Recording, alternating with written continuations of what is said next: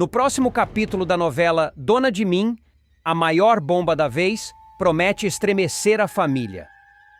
Jacques descobre que Abel não podia ter filhos biológicos. A revelação cai como dinamite no coração do vilão, que imediatamente começa a recalcular seus passos, imaginando como usar essa informação a seu favor. Enquanto isso, Sofia tenta se adaptar à nova vida ao lado de Léo. A menina, mesmo sentindo saudade de casa, encontra no amigo um apoio firme e cheio de carinho. Léo reforça que mudanças nunca são fáceis, mas podem abrir caminhos para um futuro melhor. No mesmo período, Rian busca Dedé e Sofia na escola, tentando manter uma rotina normal em meio ao caos que se aproxima. Antes de continuar, clique no botão de gostei, se inscreva no canal e comente de qual cidade você assiste a novela. Rosa, Filipa e Davi fazem uma visita à casa de Léo para ver Sofia. O reencontro traz abraços apertados e lágrimas contidas, em uma cena carregada de emoção. Já Filipa dá mais um passo na carreira artística, começa a dar aulas de teatro. Para espanto de todos, Jacques decide se inscrever no curso, movido por seu desejo controlador de vigiar cada movimento da atriz. Do outro lado, Cami confidencia a Rian que está sendo perseguida por um seguidor insistente. A princípio, parecia apenas uma inconveniência, mas a insistência rapidamente se transforma em ameaça. Desesperada, ela pede ajuda a Marlon, que promete defendê-la.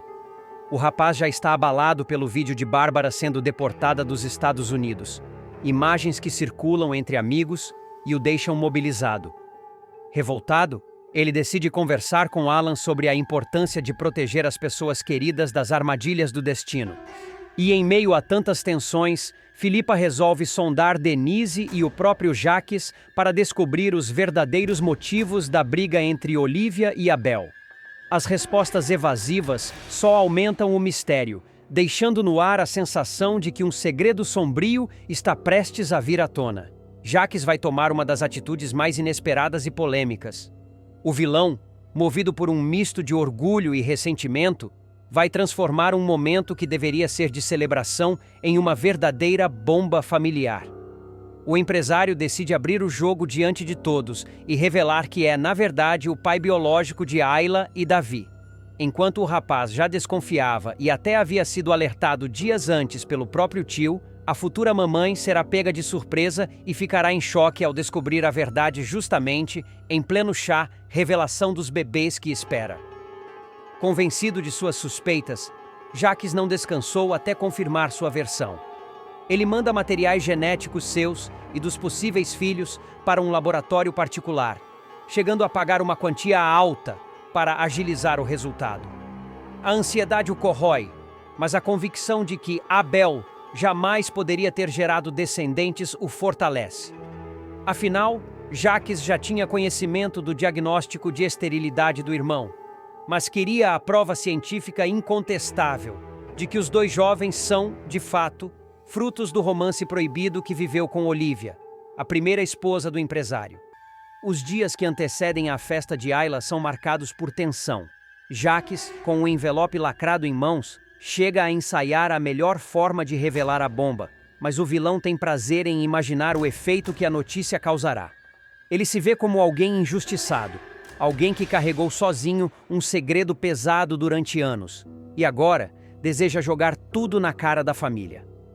Enquanto isso, Ayla organiza com carinho cada detalhe do chá revelação, sem imaginar que o evento será transformado em palco de uma das maiores humilhações de sua vida. O resultado chega justamente no dia da festa.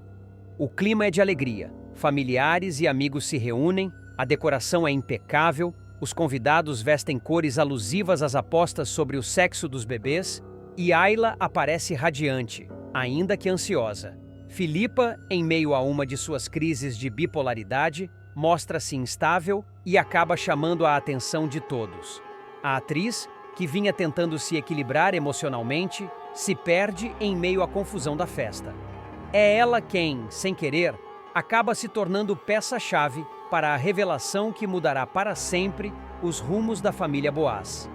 Em meio a um acidente que faz dezenas de balões escaparem pelo salão, Filipa tropeça, derruba uma bandeja e, no meio da confusão, pega por engano o envelope com o exame genético. Sem medir as consequências, abre o documento e, diante de olhares atentos, deixa escapar a verdade em voz alta, lendo trechos que confirmam a paternidade de Jacques. O silêncio é imediato. O riso das crianças, o burburinho dos convidados e até a música cessam. Todos se viram para ela. Assustada com a repercussão de suas próprias palavras, Filipa deixa o papel cair no chão, encara os presentes com os olhos arregalados e foge, deixando um rastro de choque e espanto. É nesse momento que Jacques resolve assumir tudo de uma vez diante da família. Ele se adianta, pega o exame do chão e, sem pestanejar, ergue o documento como se fosse um troféu. É isso mesmo, eu sou o pai de Ayla e Davi. Dispara com um misto de orgulho e provocação. As reações são imediatas e diversas. Alguns convidados tapam a boca em choque, outros murmuram entre si, enquanto os mais próximos da família fixam os olhos em Ayla, esperando sua reação. Enquanto Davi não demonstra surpresa, já que o tio-pai tinha lhe contado dias antes, em uma conversa pesada e carregada de ressentimentos, Ayla fica completamente abalada. A jovem, que até então acreditava que era a filha legítima de Abel, sente o mundo desabar sob seus pés. A primeira reação dela é de negação. Não, isso não pode ser verdade. Isso é mentira. É mais uma armação sua, Jacques, grita, com a voz embargada. Mas o vilão, sem qualquer compaixão, detalha com frieza a relação secreta que manteve com Olivia, expondo lembranças íntimas e deixando claro que não há mais volta. Ayla, com as mãos trêmulas sobre a barriga, sente a pressão do momento pesar contra a sua saúde. A respiração fica ofegante e alguns familiares correm para ampará-la, temendo que algo aconteça durante a gravidez.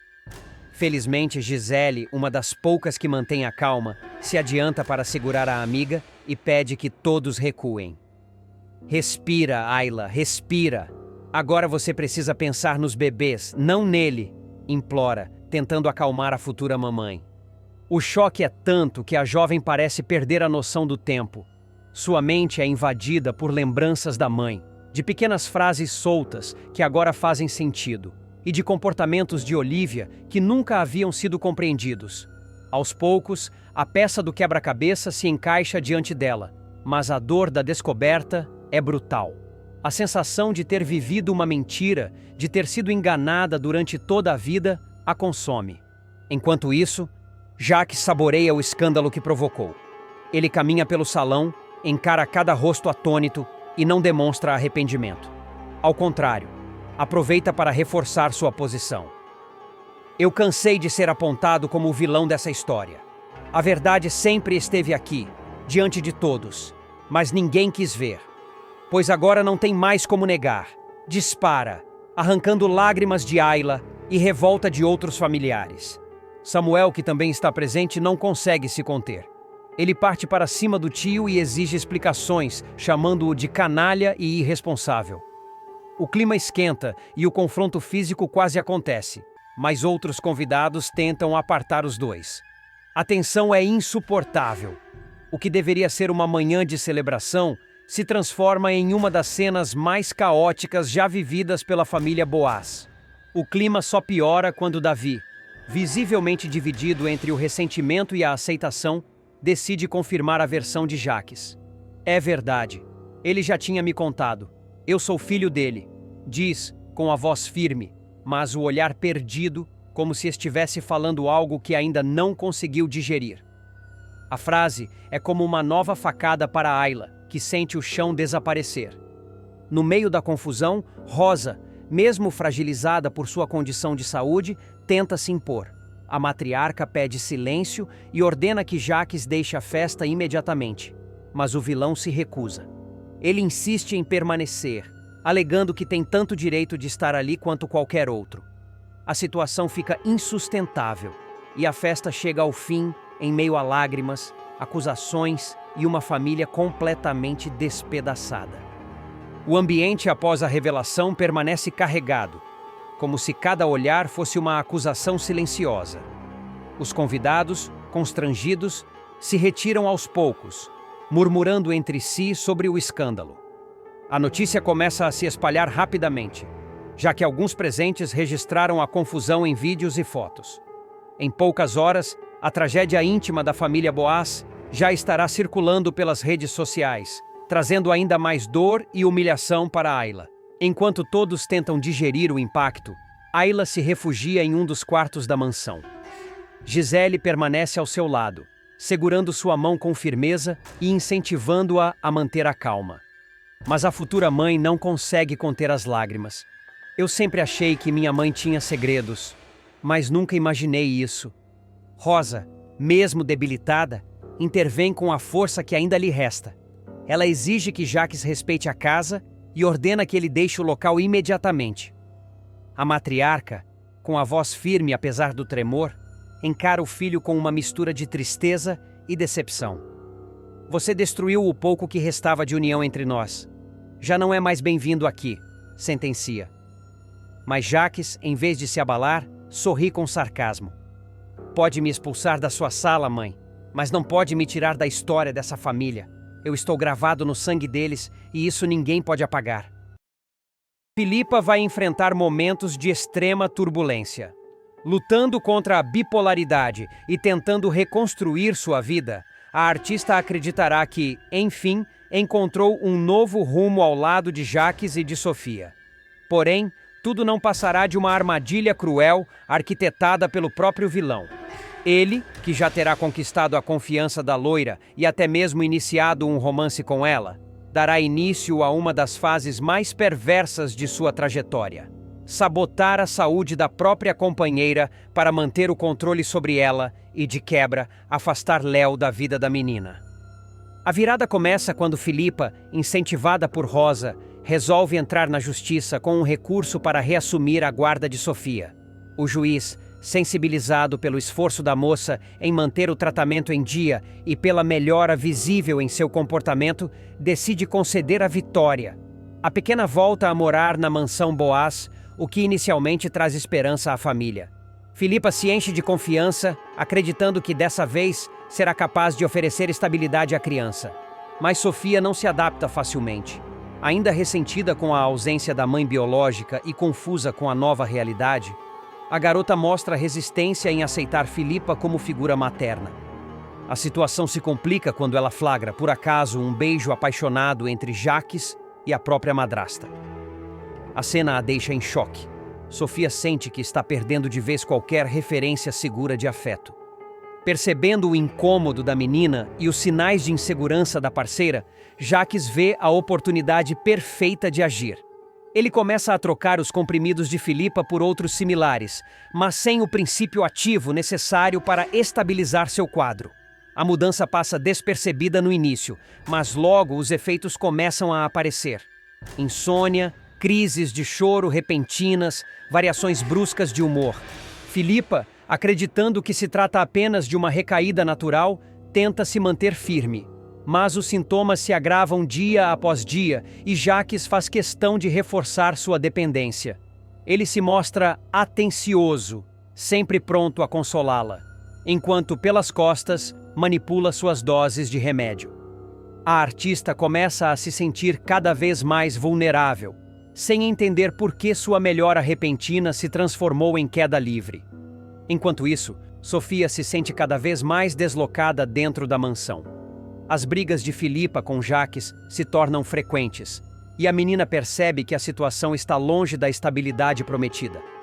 Em um momento de explosão, Filipa perde o controle e acaba gritando com a criança, o que a abala profundamente. Com a saúde em frangalhos, Filipa mal consegue levantar da cama. Sofia, diante da ausência de cuidados, toma uma decisão drástica: fugir. A garota procura Rosa e implora para que a avó a leve embora da mansão. Emocionada e também indignada com o estado da neta, Rosa decide atender ao pedido da menina. No entanto, o plano não sai como esperado. Durante a fuga improvisada pelas ruas do Rio de Janeiro, as duas acabam se perdendo. Rosa, com dificuldades para acompanhar o ritmo da neta, perde Sofia de vista em meio ao movimento da cidade. O desespero se instala. Filipa, ao descobrir a ausência das duas, entra em pânico. Mesmo debilitada, a loira liga para Léo pedindo ajuda. Entre lágrimas, admite que não tem forças para lidar sozinha com a situação. A polícia é acionada e a busca pelas desaparecidas mobiliza parte da trama. Após horas de tensão, Sofia e Rosa são encontradas. O reencontro é marcado por choro e desabafo. A menina revela que só fugiu porque se sente insegura ao lado de Filipa e não suporta a presença de Jacques. As palavras atingem a artista em cheio, que finalmente reconhece o quanto sua saúde fragilizada interfere no bem-estar da filha de criação. Num gesto de humildade e amor, Filipa decide chamar Léo para voltar a trabalhar como babá de Sofia. Ela entende que sozinha não conseguirá oferecer o que a criança precisa. O pedido surpreende Léo, que aceita, mas não esconde a desconfiança em relação a Jacques. A rivalidade entre os dois promete se intensificar, já que o vilão não suportará a ideia de ter a ex-sobrinha neta novamente dentro da mansão. Enquanto isso, Jacques, ao perceber que Léo voltou a circular pela casa, redobra sua manipulação. Ele jura para Filipa que está ao lado dela, mas por trás, continua sabotando seus medicamentos, disposto a provar à justiça e à família que a loira é incapaz de criar Sofia. A cada novo episódio, a tensão aumenta. Filipa sente que está perdendo o controle de si mesma. Sofia vive entre o medo e a esperança. Rosa luta para proteger a neta e Léo se coloca como guardiã da criança, pronta para enfrentar o vilão de igual para igual. Essa teia de manipulações, sabotagens e revelações vai deixar a mansão Boaz em clima de guerra declarada, com Sofia no centro da disputa e Filipa correndo o risco de perder não só a guarda, mas também a própria saúde. Os dias seguintes à fuga de Sofia se tornam um inferno dentro da mansão. Filipa, cada vez mais debilitada, passa a alternar momentos de lucidez com surtos de agressividade e apatia. Ela começa a desconfiar de si mesma, acreditando que seu tratamento não está funcionando. Eu estou piorando, Jacques. Não sei mais quem eu sou. Desabafa em lágrimas, sem imaginar que o próprio companheiro é o responsável por sua ruína. Jacques, frio e calculista, finge apoio incondicional. Em frente a todos, se apresenta como um namorado atencioso, que não abandona a parceira em crise, mas quando está sozinho, comemora a cada recaída da artista, certo de que, em breve, terá provas para convencer a justiça de que ela não tem condições de criar a menina. Rosa, atenta, começa a perceber inconsistências. Ela nota que a caixa de comprimidos de Filipa sempre parece mexida demais, e as doses não batem com o que foi prescrito pelo médico. A matriarca decide investigar, mas age em silêncio, com medo de ser descoberta. Enquanto isso, Sofia vive um dilema. De um lado, sente culpa por ter fugido, acreditando que deixou a avó em perigo. De outro, continua rejeitando a ideia de viver ao lado de Jacques e de uma Filipa adoecida. Em conversas íntimas com Léo, a menina revela o que viu. O beijo entre o vilão e a madrasta. Eu não quero morar num lugar onde tudo é mentira. Eu tenho medo dele, confessa com os olhos marejados. Léo, sensibilizada, promete proteger a garota custe o que custar. Ela enfrenta Jacques em um embate tenso. Se tocar na Sofia, vai ter que passar por mim. O vilão, sem perder a pose, responde com ironia. Você não tem ideia de quem está enfrentando, mocinha. Esse clima de guerra aumenta ainda mais a tensão dentro da mansão Boaz. Filipa percebe os olhares atravessados, sente o afastamento da filha de criação e começa a acreditar que está perdendo tudo. Determinada a salvar a neta e a própria Filipa, Rosa toma uma atitude corajosa. Ela marca uma consulta escondida com o médico da artista e leva consigo as caixas de remédios. O profissional, ao analisar, confirma. Os comprimidos foram adulterados. A revelação cai como uma bomba. Isso é muito grave, Dona Rosa. Se ela continuar tomando isso, pode entrar em colapso, alerta o médico. Rosa sai da clínica com a certeza de que Jaques está por trás de tudo, mas sabe que precisará de provas para desmascará-lo. Enquanto planeja seus próximos passos, a matriarca procura Léo e revela a descoberta. Juntas, as duas firmam uma aliança para proteger Sofia e resgatar Filipa das garras do vilão. Jaques, por sua vez, percebe que está sendo vigiado. Desconfiado de Rosa, começa a traçar uma nova jogada. Ele decide acelerar o processo de desestabilização de Filipa.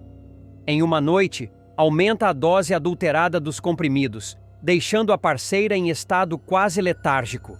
No dia seguinte, diante de todos, Jaques dramatiza. Eu não aguento mais ver a mulher que amo assim. Ela precisa de internação urgente. Sua encenação choca a família. Filipa, sem forças para reagir, apenas balbucia palavras desconexas. Sofia, desesperada, corre para os braços de Léo. Não deixa levarem a minha mãe, implora a menina em prantos. Rosa, porém, se mantém firme. Ela encara Jaques nos olhos e, com voz firme, dispara. Você não vai internar ninguém, Jaques. Eu sei muito bem o que você anda fazendo, e vou provar. O vilão empalidece, mas mantém a máscara de segurança. Ainda assim, a guerra está declarada. De um lado, Rosa e Léo, armadas de provas e coragem. Do outro, Jaques, disposto a tudo para manter seu jogo de manipulação. Leona conseguirá mandar Jaques para a cadeia após descobrir um segredo podre do passado do vilão.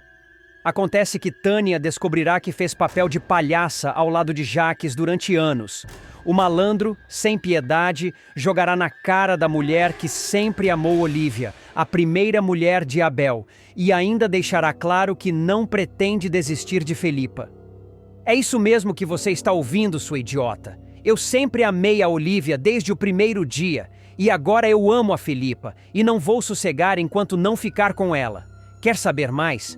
Eu nunca quis ter filhos com você, porque eu já sou pai do Davi e da Ayla, gritará Jaques, deixando Tânia em choque profundo, com os olhos marejados e o coração em frangalhos. A cena começa quando Tânia invade o escritório do ex-marido e, revirando gavetas, encontra uma pasta esquecida, coberta de poeira. Ali dentro, documentos médicos revelam algo perturbador. Abel era infértil. O impacto será imediato. Tremendo, com lágrimas escorrendo pelo rosto, Tânia confrontará o marido. Eu sei de tudo, Jaques. O pai de Davi e Ayla é você, não o Abel. Jaques tentará negar, nervoso, coçando a nuca, desviando o olhar. Você está delirando, mulher. Isso é mentira. Alguém armou isso para me incriminar. Mas Tânia, com o papel em mãos, não se deixará enganar. Não me venha com papo furado. Este atestado prova que o Abel era infértil, e eu sei que você teve um caso com a Olivia. Confessa de uma vez, seu desgraçado. Encurralado, Jaques pedirá para ela baixar o tom de voz. Fala mais baixo, Tânia. Você está falando besteira. Ela, tomada pela fúria acumulada ao longo dos anos, gritará. Eu falo no tom que eu quiser. Cansei de me calar para você, Jaques. Nesse momento, Tânia extravasa todas as frustrações guardadas. A gente nunca quis ter filhos, Jaques. Sempre acreditou numa vida livre, com o melhor uísque, cartão de crédito estourado e hotel de 20 estrelas à disposição. Mas você mudou. Virou um obcecado em ser o Abel. Porque é isso que você sempre foi, um invejoso. O empresário, ferido no orgulho, berrará. Você fala isso porque é ressentida. Sempre quis ser a primeira dama da Boaz e nunca conseguiu. Tânia, sem conseguir se conter, o acusará de hipócrita. Então, cansado de fingir, Jaques cuspirá a verdade na cara da esposa. Quer saber? A mulher da minha vida sempre foi a Olivia. Você nunca passou de uma diversão barata, uma distração com lágrimas nos olhos. A frase será como uma punhalada. Tânia, sem pensar, erguerá a mão e estalará um tapa fortíssimo no rosto dele. Ah, seu desgraçado, eu te odeio, maldito. Jaques massageará a face dolorida e provocará. Tudo bem, eu mereci. E aí, vai mostrar isso para alguém? Com a pasta ainda nas mãos, Tânia mudará a expressão. Os olhos antes submissos agora brilharão de coragem. Jogará os papéis para o alto e declarará. Você vai pagar, Jaques. E não vai demorar. Eu não tenho mais medo de você. Ele, frio como sempre, retrucará. Você é uma coitada, Tânia. Nunca mandou em nada. Eu não mando no meu coração. E a verdade é que eu sempre amei a Olivia. Sempre. Tomada pela raiva, Tânia descerá mais 2 tapas estralados, fazendo Jacques cambalear. Sua desgraçada mal-amada, gritará ele. Antes ser mal-amada do que ser invejoso. A sua maior decepção, Jacques, é que você nunca vai ser igual ao Abel era. Amado, inteligente, um grande homem. Isso você pode até tentar, mas nunca será. Ele, transtornado, berrará. Fora daqui, sua vagabunda. Sai de perto de mim, miserável.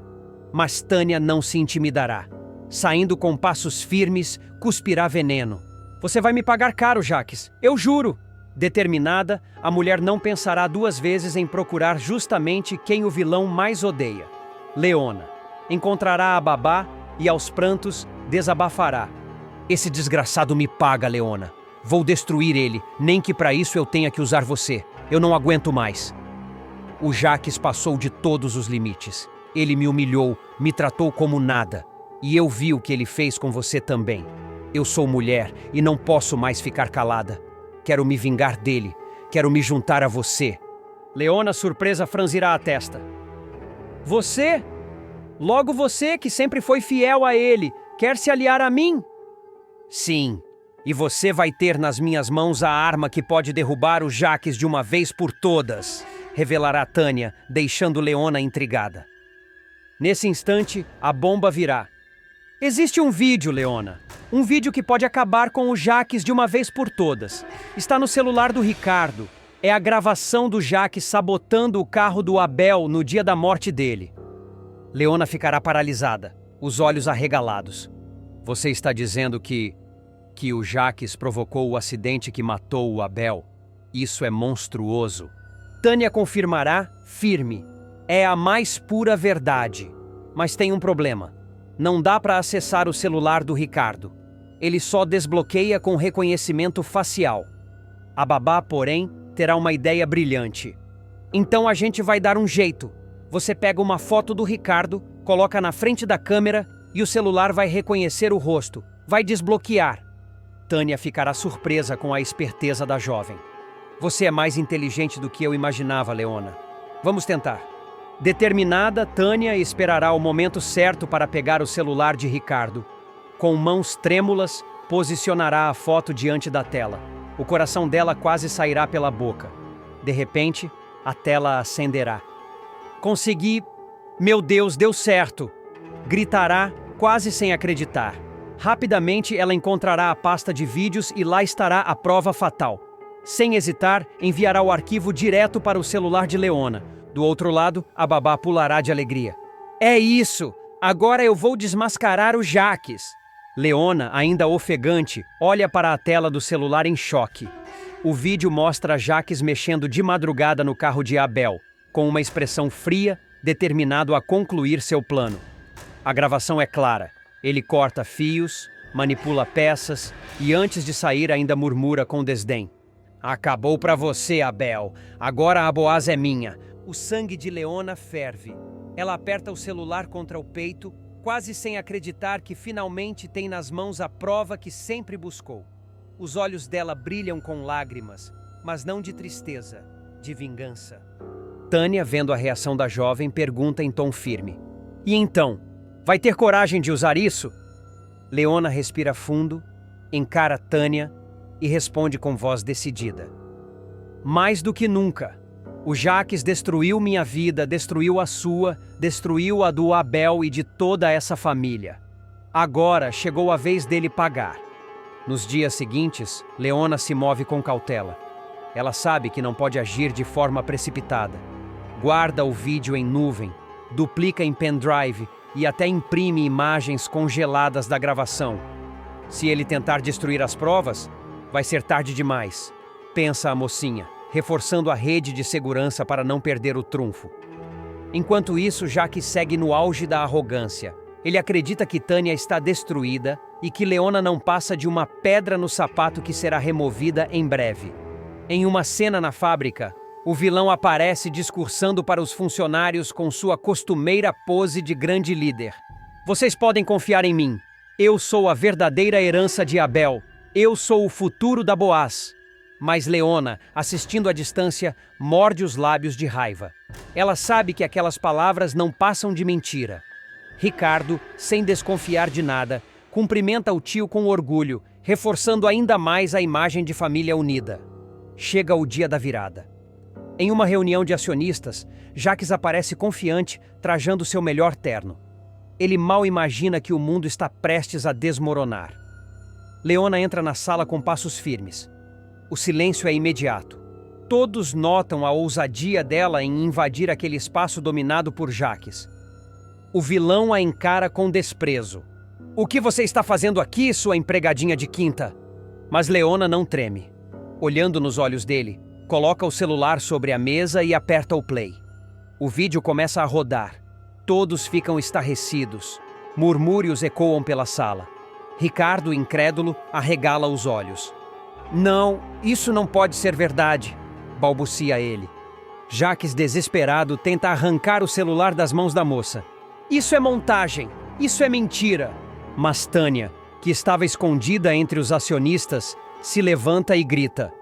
Não é mentira, não! Eu mesma encontrei os documentos e agora todo mundo pode ver com os próprios olhos. O clima explode. Os acionistas se levantam indignados. Alguns já falam em polícia, outros exigem explicações imediatas. Jacques perde o controle, suado, tremendo, tentando gritar por ordem. Leona, firme, aponta para ele e dispara. O jogo acabou, Jacques. Você não enganou só a mim ou a Tânia. Você enganou uma família inteira, uma empresa inteira. E agora vai pagar por cada lágrima, cada mentira, cada crime. Nesse momento, 2 policiais entram na sala, acompanhados por um delegado. Senhor Jacques Boaz, o senhor está preso pelo assassinato de Abel Boaz e por fraude empresarial. O vilão, completamente atônito, é algemado diante de todos. Tenta reagir, mas é contido. Ainda grita em desespero. Isso é uma conspiração! Vocês vão se arrepender! Eu sou o verdadeiro dono dessa empresa! Tânia, de pé, encara Jacques sendo levado. Com voz firme, declara. Você pode até me chamar de mal-amada, Jacques, mas hoje eu sou livre.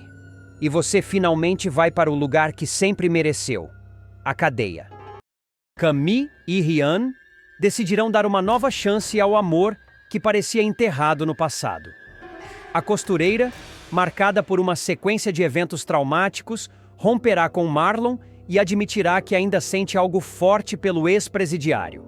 A decisão não será fácil, mas será tomada com firmeza. Ao ver os dois juntos novamente, Marlon, o policial íntegro e apaixonado, sentirá o baque como um soco no estômago. A dor será visível em seu olhar e o sentimento de perda começará a corroer sua serenidade. A virada na vida de Camille será desencadeada por um episódio de violência que mudará sua trajetória para sempre. A jovem será perseguida por um stalker misterioso que a observará por semanas, deixando rastros de inquietação e medo. A tensão crescerá até culminar em um ato brutal. Camille será estuprada.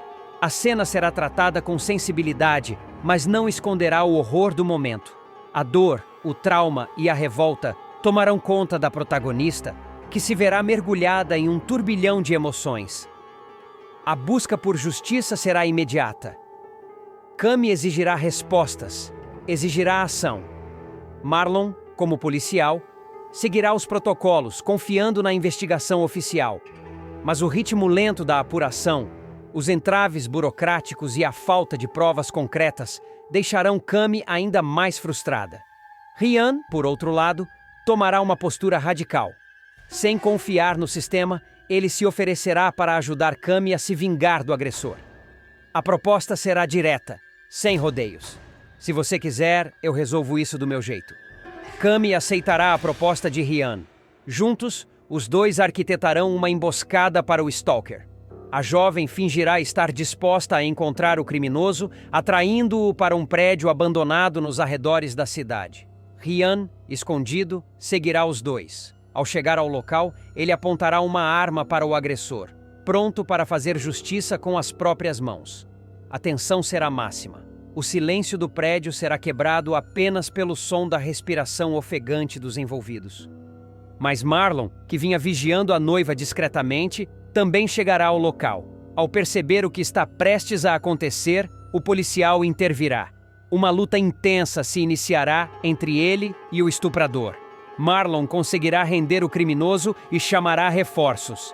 Ryan, percebendo que pode ser preso, fugirá pela saída dos fundos.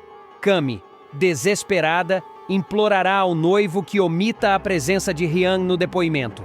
Ela pedirá, com lágrimas nos olhos, que ele minta por ela. Marlon, mesmo sendo um homem correto e fiel à lei, cederá. Ele protegerá Ryan, omitindo sua participação na emboscada. Mas esse gesto, longe de fortalecer a relação com Cami, criará uma fissura profunda entre os dois. A confiança será abalada. A costureira decidirá dar um tempo no noivado, alegando que precisa se reencontrar, repensar tudo. Marlon, embora magoado, aceitará a decisão com dignidade.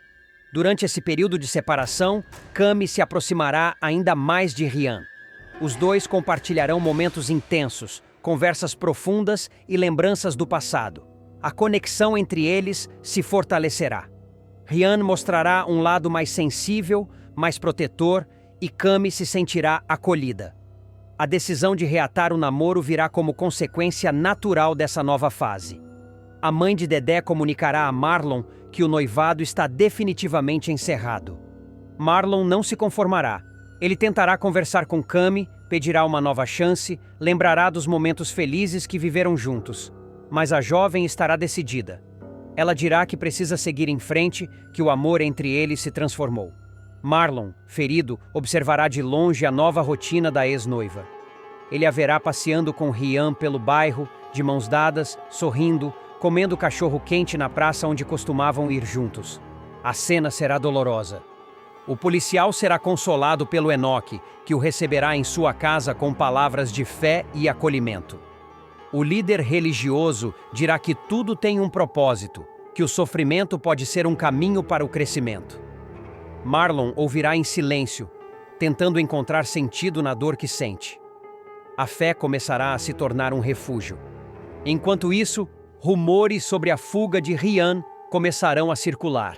A polícia estará em busca de informações e Marlon será pressionado por colegas de delegacia.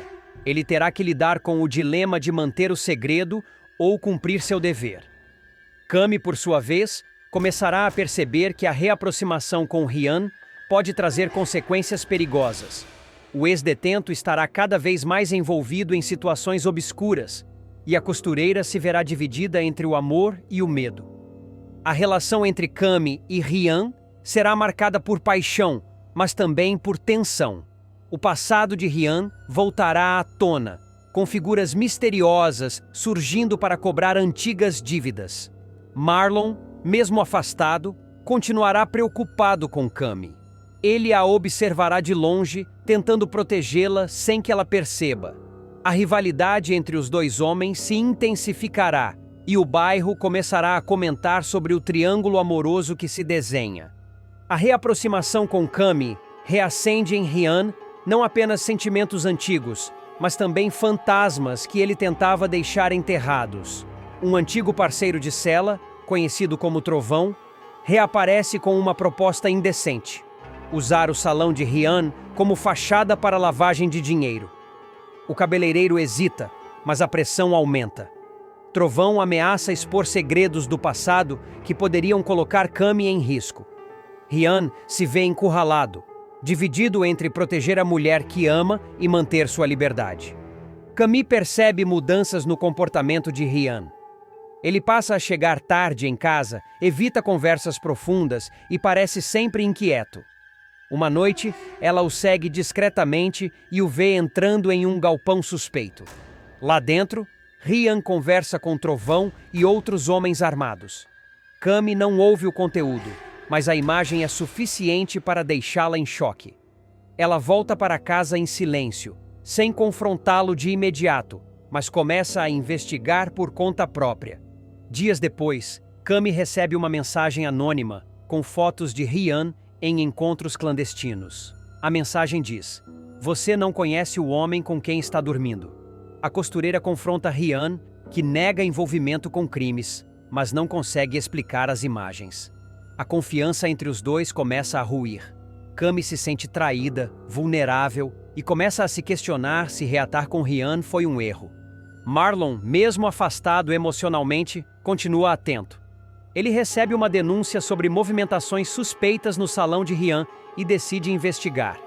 Ao encontrar evidências de lavagem de dinheiro, o policial se vê diante de um dilema: prender o ex-amigo e causar mais dor a Cami ou tentar alertá-la antes que tudo exploda.